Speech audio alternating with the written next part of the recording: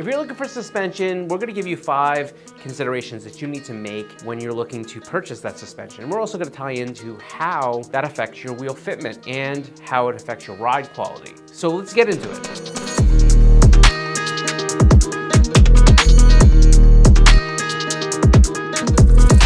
So it can be argued that wheels are the most impactful modification that you can make to your vehicle to affect the appearance of the vehicle, but suspension is closely behind it. And that is because they kind of go hand in hand. It's a supplemental thing. So it's not uncommon for people that are doing a wheel and tire upgrade or doing a suspension upgrade to want to do the other vice versa, you know what I mean? So you got suspension, you wanna get wheels, you got wheels, you wanna get suspension. But there are some things that you need to know about suspension. Now, if you're looking for that video that's gonna give you dyno tuning of struts and all that different stuff, that's not gonna happen here. This is not the technical video that you wanna have about suspension, but this is the video where we're gonna tell you the considerations you should make, especially if you're a beginner and you're looking to try to figure out what suspension do I need to buy.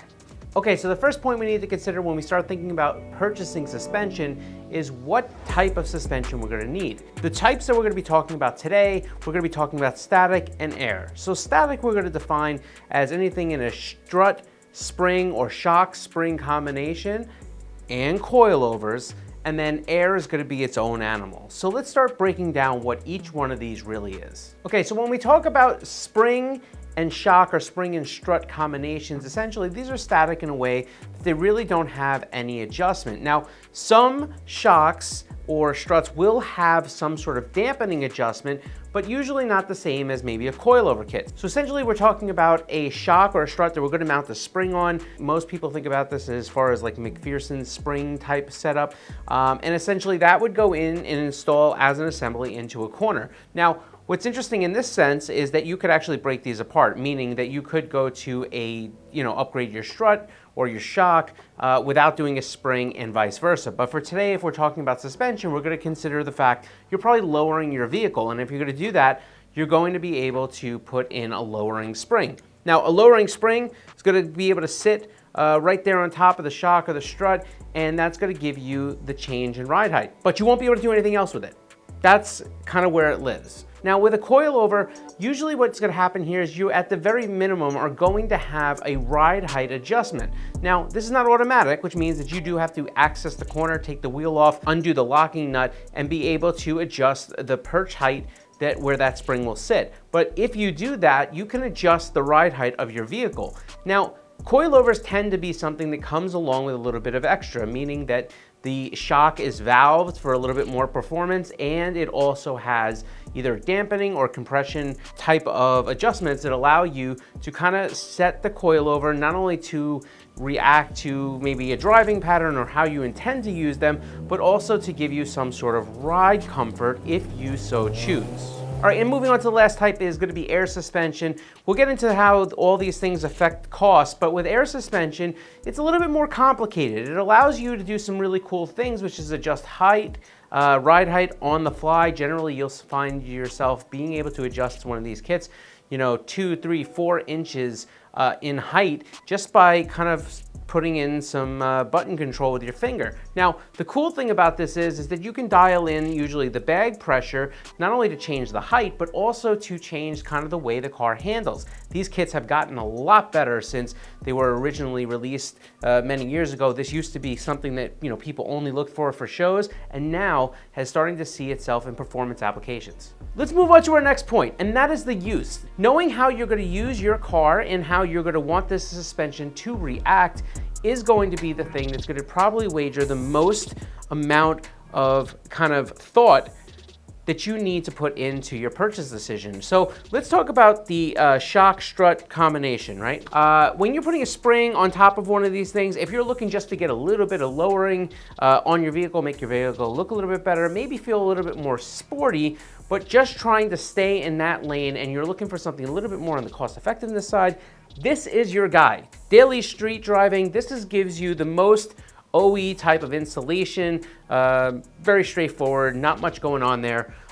That's a good look, and yes, there's variants of more expensive shocks or struts, and you have options there as far as valving and essentially how much dampening, but that's what that is. Coilovers are probably going to be the go-to for many people that are going to be willing to spend a little bit more money, but also be looking for a little bit more adjustment. Now, they come in all shapes and sizes as far as the amount of offerings and different functions that each one will have.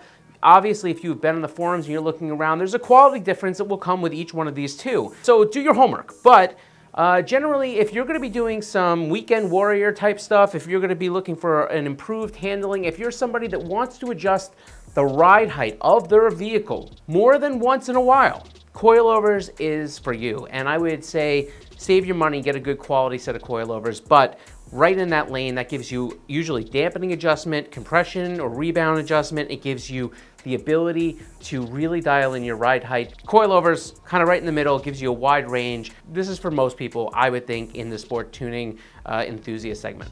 All right, so when we start talking about air, this is a different type of animal. Now, interesting thing about air is that you tend to have a lot of adjustment. For the most part, when you start being able to change bag pressures, you're also going to be able to change your ride qualities. Additionally, if you're somebody that really just wants to have the comfort of being able to have a performance in suspension, have the look of a car that's maybe lower at different intervals, but you also want to be able to retain that comfort, I think air suspension is a really, really good use case. How does your suspension and how do the different types of suspension actually play with wheel fitment? Well, if you're going to do a regular strut spring combination in that capacity, for the most part, you just need to make sure that your fitment isn't going to rub if you lower it just a little bit. This is going to be one of those situations where as long as you have a wheel fitment that's fairly standard, doesn't go too far aggressive, doesn't poke or anything like that, you'll be good. You'll have a nice looking reduced wheel gap and you're set. All right, so let's get into coilovers. When you start talking about the wheel fit with coilovers, it's kind of similar to what we just said about the shock spring combination. Essentially, you're gonna dial in your ride height based on the type of wheel gap that you're looking for or what kind of, kind of lowness you want. And then all the rest of the settings are gonna be really on the feel of that suspension as far as it responds to your driving. Now remember, if you're gonna lower the car a lot, and you're going with a wheel that is aggressive already or is maybe poking a little bit, this is an area you can get yourself into trouble because you could lower it too much and then find out that your wheel rubs or contacts the body of the vehicle, and that's usually when people get upset. So just keep that in mind, make sure that you're kind of within the spec of the wheel well. When it comes down to air suspension, what's interesting about this is you're gonna lower the vehicle probably more than you have to if you're gonna be hard parking the car.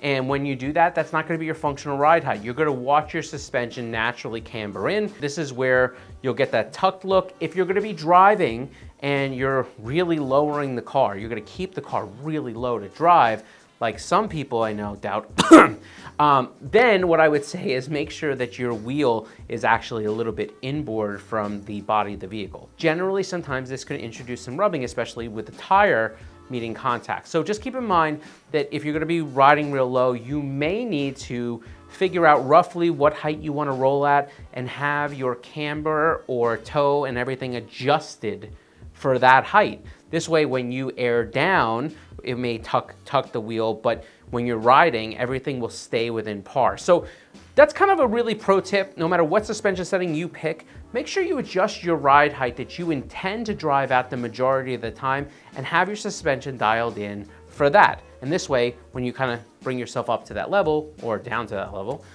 you will have the correct steering geometry, which is the utmost importance to make sure that your vehicle actually feels good and doesn't handle like crap. Okay, we'll start going around to the fifth one here. Here's the fifth thing, and that has to do with cost. Now, spring strut combination, it's gonna generally be the most affordable combination because you're not really buying anything that's super over the top. Now, some shocks, some combinations are going to be very expensive, and that's because they're usually race oriented and they're looking for a very dialed type of thing, or they're for a unique fitment. So there is a caveat to it, but for the most part, and in general speaking, that's gonna be your most cost-effective option. Coilovers are gonna be the next step up. You're gonna spend a fair amount of money here if you're buying a quality kit, but it's not an unreasonable amount. Now, the reason I'm staying so vague with this cost is because there is a lot of range that comes when you buy a coilover kit. You can get a really good coilover kit for like $1,200 US. on most cars, but then you're gonna get up to something like a Porsche and obviously price goes up. So there's that. Coilovers right in the middle. That's gonna be kind of the middle of the road. If you have a little bit more money to spend, wanna have more adjustment, whether it be ride height, to, kind of rebound, compression, that's your guy. Stave up, get a good quality kit. You'll feel really good about yourself. All right, so the third is gonna be probably the most expensive. And again, I think there's gonna be less caveats to this. I believe that air suspension, for the most part, is always gonna be the most expensive when you look at these categories. With the air suspension, you're usually gonna have a digital controller, or you'll have a little bit more manual setup, but it allows you to adjust the pressures at each corner. And usually it does it by the push of a button. Air suspension is a much more technologically advanced suspension. Now, does that mean it's better than any of the other suspensions? Absolutely not. I don't care what anybody says. Each one of these suspension has a home.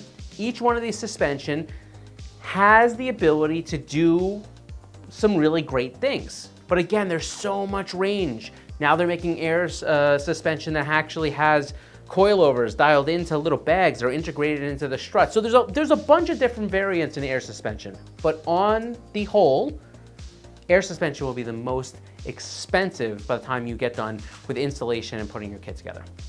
So anyhow, this has been kind of one of those things that we get asked a lot of questions about. People ask us all the time, does it matter which suspension I choose for my wheels? And I think you can see here, it's not about the wheel choice, it's more about making sure that whatever wheel you have on your car, whatever wheel selection you're gonna pick for your car, will match up with kind of the ride height and some of the ways that your suspension is going to work.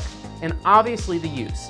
So we hope that you found this helpful. We hope that you take all this information and it gives you the ability to purchase your suspension, or at least start your research project for your suspension in the right place. But aside from that, that's it. Take care. Catch you later.